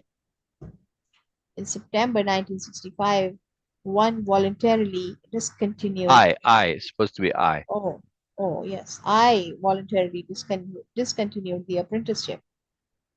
Several months after my withdrawal, I considered for the first time the idea of arranging my field notes in a systematic way, as the data I had collected were quite voluminous and included much miscellaneous information. I began by trying to establish a classification system. I divided the data into areas of related concepts and procedures and arranged the areas hierarchically. Hierarch- uh, Say it, please. Hierarchically.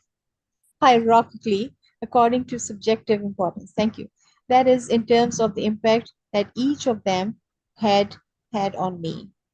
In that way, I arrived at the following classification: uses of hallucinogenic, okay, hallucinogenic plants, procedures and formulas used in sorcery, acquisition and manipulation of power objects, uses of medicinal plants, songs and legends.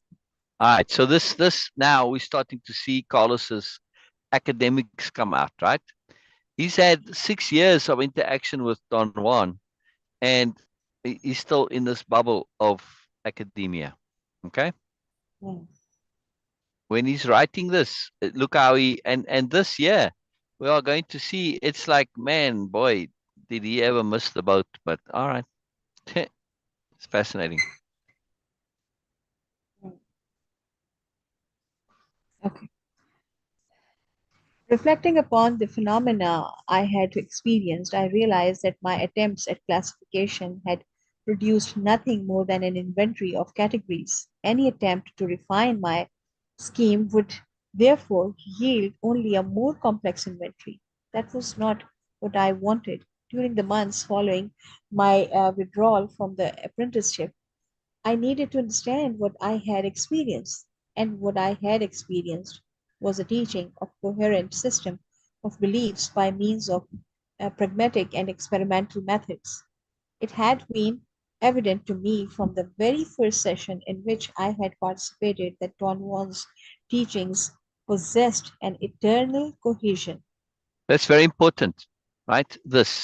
It had been evident to me from the very first session in which I had participated that Don Juan's teachings possessed an internal cohesion. Yet he does not respond to that, even though he's aware of it. It's fascinating how his cultural bias prevents him from paying attention to the implications. Hmm. Once he had definitely decided to communicate his knowledge to me, he proceeded to present his explanations in orderly steps. To discover that order and to understand it proved to be a most difficult task for Right. So me. at least he recognizes it here, right? That Yes. to discover that order and to understand it proved to be a most difficult task for me. Why? Because he did not have the ability to perspective shift. Hmm. Simple as that, right? My Yeah. inability to arrive at an understanding seems to have been traceable to the fact that after 4 years of apprenticeship, I was still a beginner.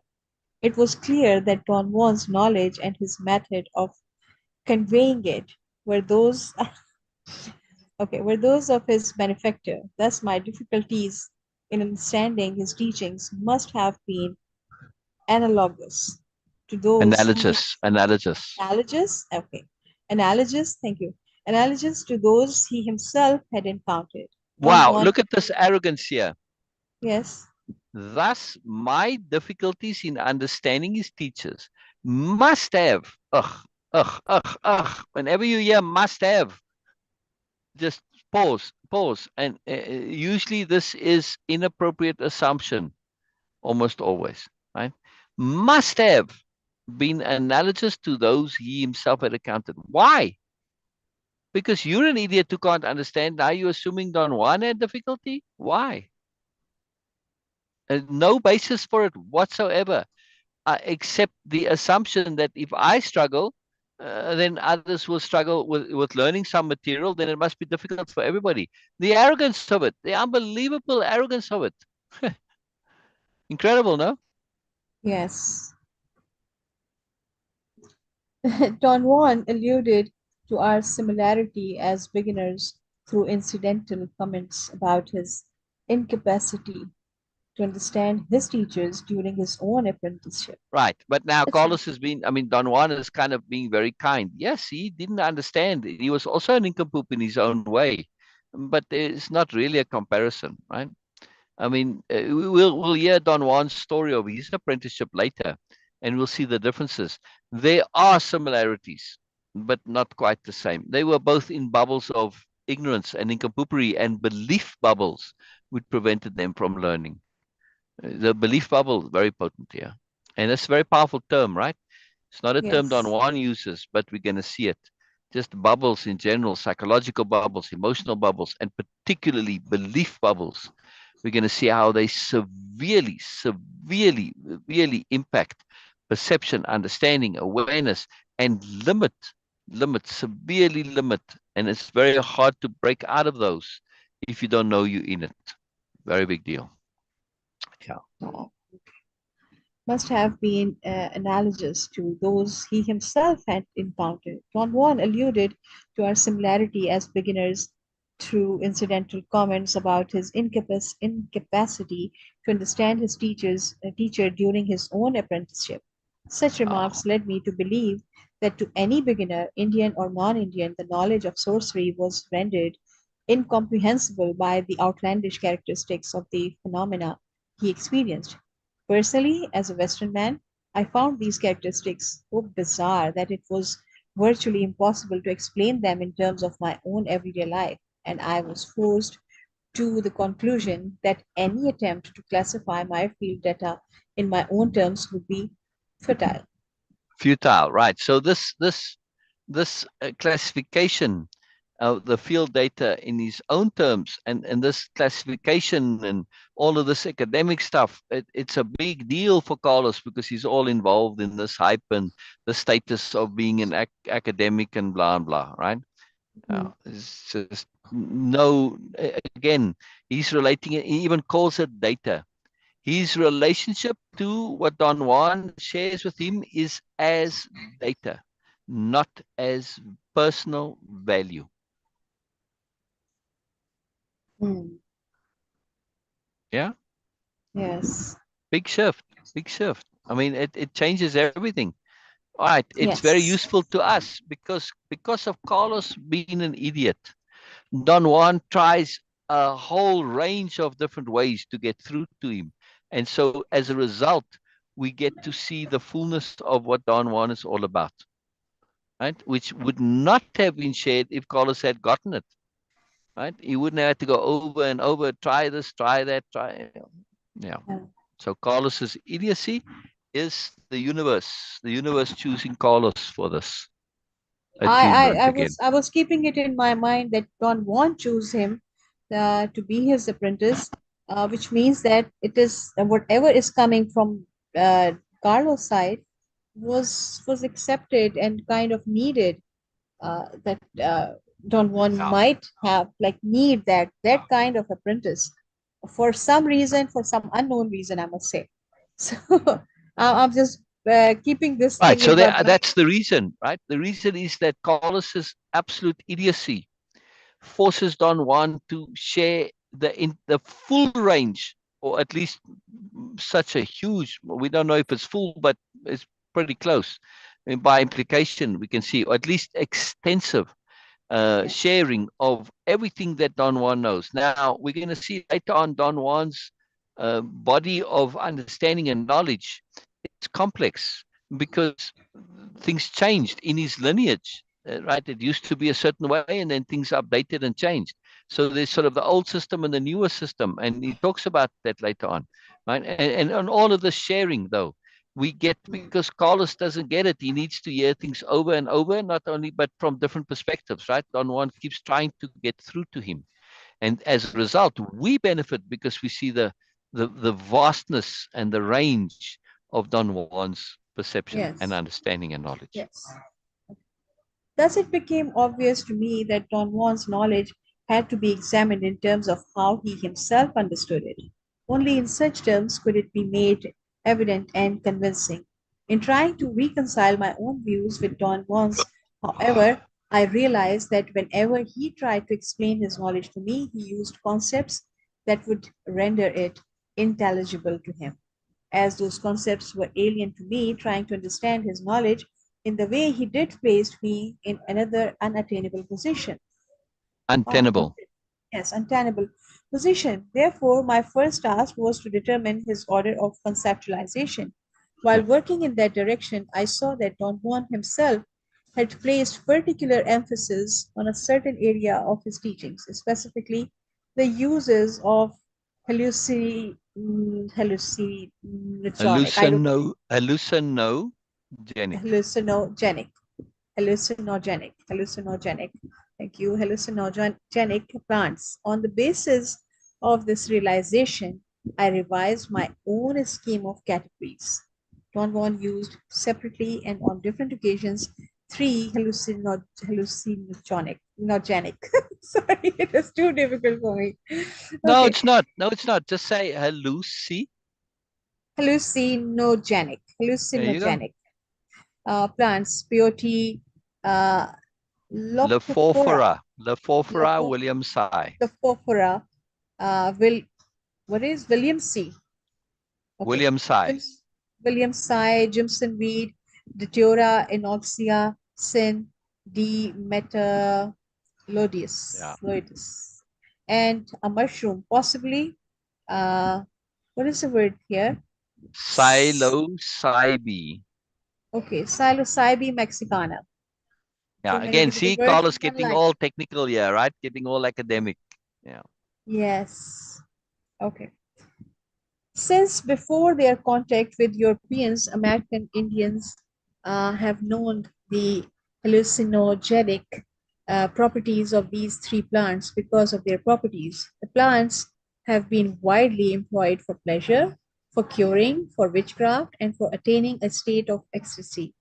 In the specific context of his teachings, Don Juan related the use of Datura inoxia and psilocybe mexicana to the acquisition of power, a power he called an ally.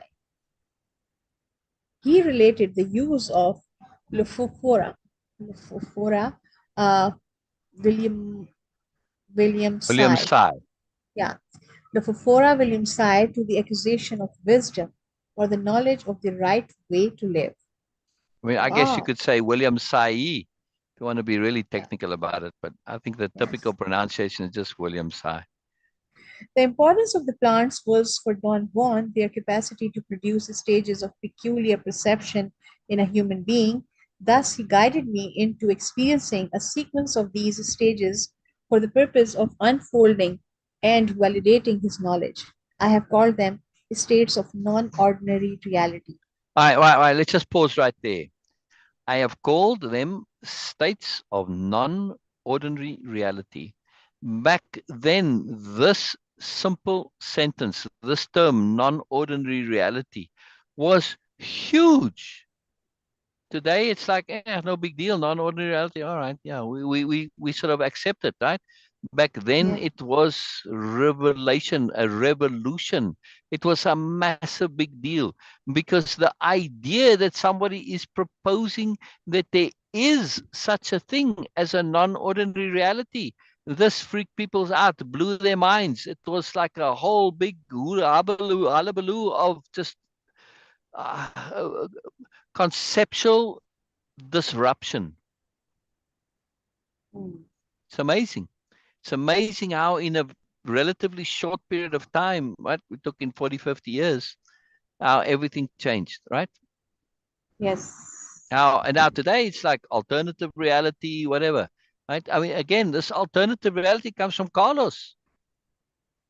Yes. That's book 2. It's called An Alternative Reality. It's Wow. transformational. He's changed our language, right?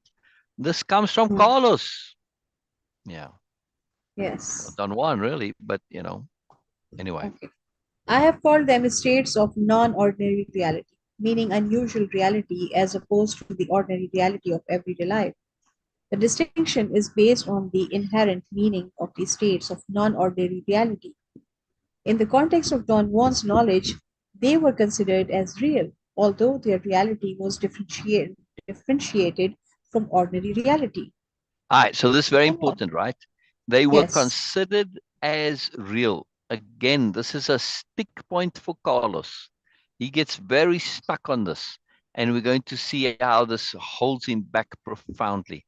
Now, and these terms, these concepts, don't necessarily originate with Carlos, right? As those guys who were the debunkers. One guy especially says, "Oh, everything Carlos stole from everywhere." Right? If he misses the point that that stuff was around everywhere, that makes the stuff itself have some validity.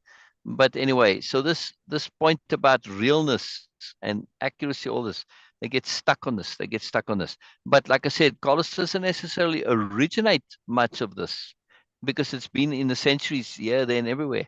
But he popularizes it and he brings it into the psyche, and as a result, it's in our language now, but it's primarily due to Carlos because so much came from Carlos, right? He's kind of the catalyst that shifts things and moves things along.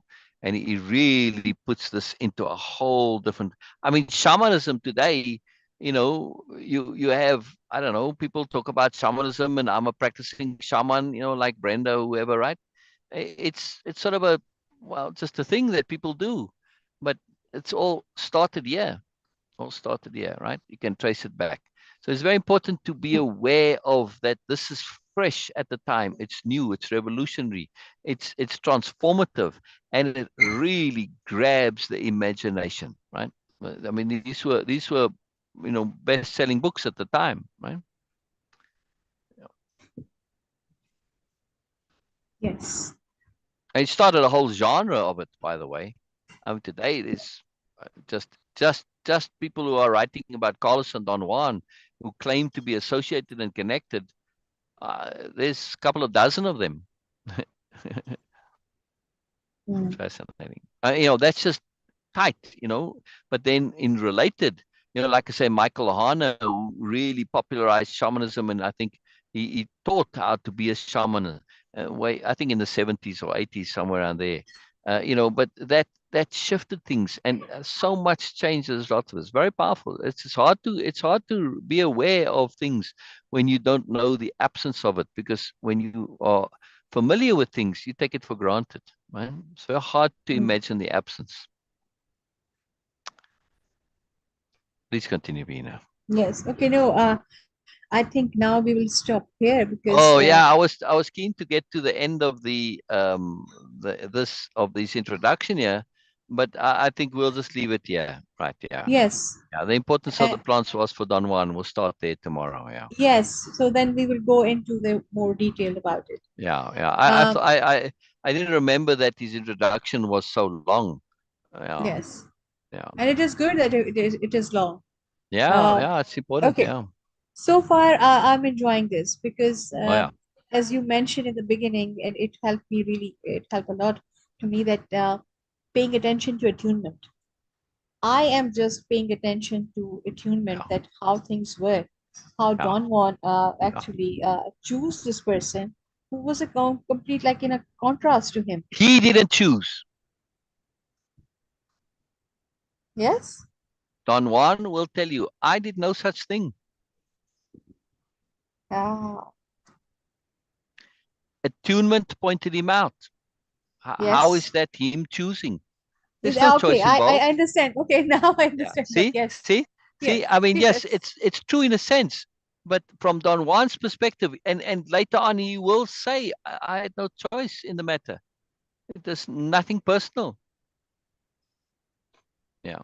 Wonderful, So wonderful. see, this is a very key point. I'm glad you used those words. of him choosing, because Don Juan would absolutely say, no, I did not choose. Attunement chose.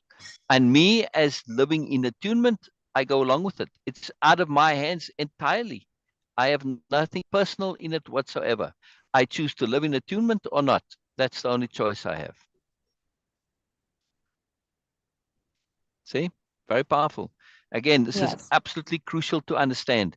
And I've never seen anyone ever share a perspective. If you want to understand Don Juan and this whole Carlos readings, to come at it through the frame of perspective of attunement. Absolutely crucial. Absolutely crucial. Yeah. And it's frame of perception as well. It changes everything. When you look at it through the lens of attunement, you see a whole different story. You see a whole different reality. You see the universe involved. Not Don Juan is not the principal actor. It's the universe is the principal actor. The universe put Carlos and Don Juan together. Don Juan was able to recognize it. Carlos was not. Yes. Yes. It's not Don Juan who is the main character, but the universe or spirit, if Yes. you want to Yes. call it that. Which Very is important. always. Very important. Yes. Very, very, Yes. very important, right? Yes. It's Oh, why attunement, the word, the concept of attunement is so powerful. Don Juan does not name it, doesn't have a name for it. yes. Norma says, I'm looking forward to the continuation. So different from the Oh, way I yes. read. Yes, Yes. this capital R reading, Norma. It is very different. Plus, this is a subject, a topic. These books, I am. This is something I've studied extensively, right? And I lived it, lived through the time of it also. So I'm not only sharing my extensive studying of it, but also its connection to the cultural milieu or the cultural times and the shifting and the influence, right? So I'm able to provide a lot extra to just a usual reading. And also, I've taken all of this. I had my own philosophy created before, which I didn't know, but I've also taken what's here and taken it further, like the word attunement, the concept attunement. Don Juan doesn't use it, but he implies it. He says it in a not such a precise way and such a large way, right? So I'm taking a lot further. And like I said, this concept of attunement, when we understand this whole story is about attunement, changes everything, changes absolutely everything. So I'm bringing a massiveness of my own, like Don Juan, Carlos said, Don Juan had this massive cohesive body of knowledge. Well, I do too, and I'm bringing that to bear here. Attunement Yes. is one such, right? Yes. Don Yes. Juan, I mean, Don Juan does mention its importance, but because he doesn't have the term for it or doesn't use one that we know of, it doesn't quite get communicated as being as important as it is. And Carlos doesn't get it, how important it is, right? We'll see. He does say it, but Carlos misses it. He doesn't get it. So yeah, it's very interesting stuff, Norma. We are embarking on a most magical journey. Yeah, yeah. Yes. My memory was from reading many years ago. Wish I'd known you then. Yes, many people touched on Carlos, but few finished Carlos. Few used Don Juan. Few took it as a starting point. They saw it as an ending point, as a totality, not realizing it's a beginning. And when you see it as a beginning, to explore in whichever path works for you, because it's a path of getting started on a path of attunement. And when we see it that way, it changes everything. So yeah, there's so much magic to come. I mean, I've been keen to do this for a long time. So much moreness here, so much moreness here. Tons of it, Yes. tons of it. So we're gonna have Okay. fun, Norma. And this is a long Yes. journey, right? I mean, Yes. we're gonna be reading 13 books at least. We'll probably read the Yes. introduction of the 14th book, yeah. Even though I think it's actually book 13 or book 12, but still, yeah, it's book 12. But you know, because the introductions, he repeats that introduction many times. He tells the same story, but from from the updates, right? As he remembers different things, emphasizes different things. So we're going to hear that story of him meeting Don Juan many times. It's quite fascinating. Yeah, yeah, very fun. Lots of Yes. fun Okay. stuff. Yes, it's most Yes. brilliant, Okay. Norma. Most brilliant. Yes. We Yes. gotta Okay. go. Thank you We so gotta much, go. Norma. We gotta go. Thank you so much, Syl, for sharing all these Pleasure. contexts, because this is the actual Pleasure. backbone for this whole capital R Yeah. reading process. And Yeah. of course, this capital R reading is special for me. And Yeah. I hope that for other people also, we will see you, hopefully, you guys tomorrow at the same time. Yeah. And we will Yeah. continue with this introduction, and then we will Yeah. go. Tomorrow, I will have my own reading for that. Like, okay, I will have on my screen so I can make notes, which I missed today. Uh, Yes. so yeah, we will be Yes. more Well, organized, and there hasn't been anything to really pull as a quote yet. for me, We'll see. yes, It comes. not quotes, Right. but yes, some notes. Yeah. But not yet. But Okay. we'll get there. So yeah, that's Yes. important. Norma Okay. So says bye, Beena. oh, thank you, Norma. Yes, bye, Norma. And Yeah. hope to see you tomorrow also. Yes. If you guys are watching us live, and for people who are going to watch us recorded, please do like, subscribe, and comment on this post, Yeah. especially if you want to know more about Don Juan and Carlos, because this subject is something very influential in the whole Western culture. Yes, in the East it is Yeah. a different thing, but in the Western culture, in the Western awareness culture, it's a completely different thing. So please do pay attention to that. And if you want to have more in in your life, please make an effort to click, like, and subscribe to this type of channel, not only to ours, but also others. Thank you so much for Yes. joining us. We'll see you guys tomorrow. Yeah. Bye for now. Yeah. Bye bye, everybody. Bye bye. See you tomorrow. Bye bye.